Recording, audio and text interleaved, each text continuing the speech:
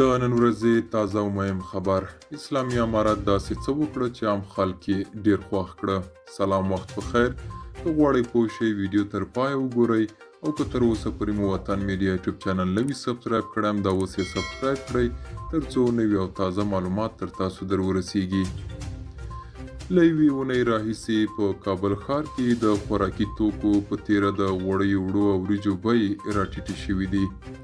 کابل ښاریان د خوراکي توکو د بیې له ټیټېدو خوښ دي او وایي دا کار تر ډیره د بېوزلو کورنیو په ګټه دی او له اسلامي امارته غواړي چې پر بازار څارنه ولري. له بلې خوا یو شمېر هټیوال وایي چې د غنمو او تیلو د وارداتو په اړه له روسیې سره د افغانستان تړون په بازارونو کې د خوراکي توکو بیې ټیټې کړي دي. د سوداګرۍ او پانګونې خونې مسؤلین وایي چې په نړۍ کې د خوراکي توکو او تیلو د بیې ټیټېدو په افغانستان کې د خوراکي توکو په تیره بیا وړو وریجو او غوړیو پر بیو مثبته اغیزه کړې ده. افغانستان تر ډیره خوراکي توکي او د اړتیا وړ تیل د منځنۍ اسیا له هیوادونو روسیې او ایران واردوي. د اسلامي امارت ویاند ذبیح الله مجاهد وایي چې د هیواد په کچه د خوراکي او سون توکو بیې د پام وړ راټیټې شوي دي.